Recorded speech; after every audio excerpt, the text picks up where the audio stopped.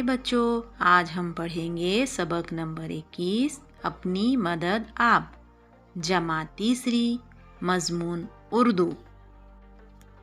ایک چڑیا نے جوار کے کھیت میں گھونسلہ بنایا اور اس میں انڈے دیے۔ جب اس کے انڈوں سے بچے نکلے تو کھیت بھی پکنے کے قریب تھا۔ ایک دن چڑیا گھونسلے سے باہر جانے لگی تو اس نے اپنے بچوں سے کہا، میرے پیچھے اگر کھیت کا مالک یا اس کے گھر والے آئیں تو ان کی باتیں غور سے سن کر مجھے بتانا۔ چڑیا کے جانے کے بعد کھیت کا مالک اور اس کا بیٹا وہاں آئے۔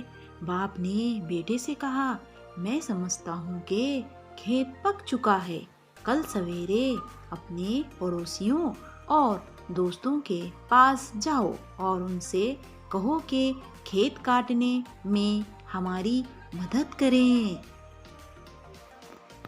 شام کو چڑیا اپنے گھونسلے پر واپس آئی۔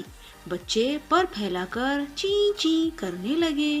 انہوں نے مالک سے جو سنا تھا وہ کہہ سنایا اور بولے، ماں ہمیں یہاں سے جلدی لے چل، کھیت کے ساتھ ہمارا گھونسلہ نہ کٹ جائے۔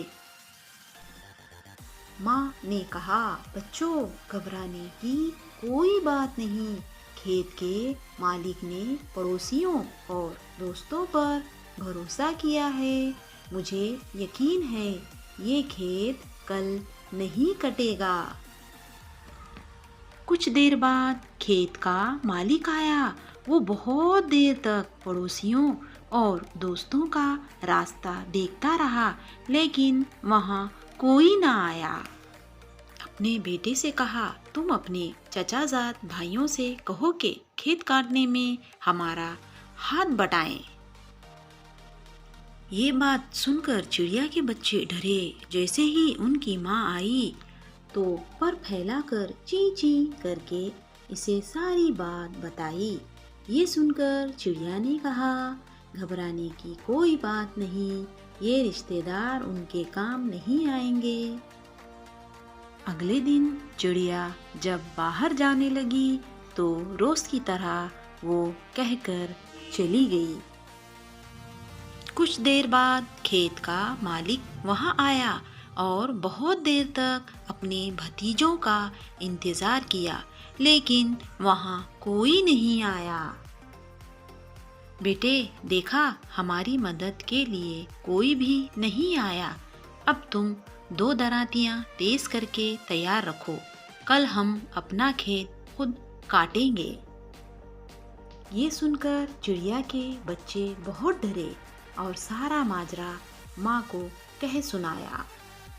سن کر چڑیا نے کہا، بچوں اب ہمیں یہاں سے چلے جانا چاہیے، یہ کھیت اب کل ضرور کٹے گا۔ جب آدمی اپنا کام آپ کرنے کے لیے تیار ہوتا ہے وہ کام ہو کر رہتا ہے، یہ کہہ کر وہ اسی وقت اپنے بچوں کو لے کر وہاں سے دوسری جگہ چلی گئی۔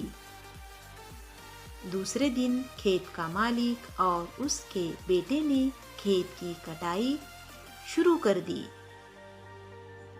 پیارے بچوں، اس کہانی سے ہمیں یہ سبق ملتا ہے کہ دوسروں سے مدد لینا اچھی بات ہے لیکن دوسروں پر پوری طرح منحصر نہیں ہونا چاہیے، اپنا کام خود کرنا چاہیے۔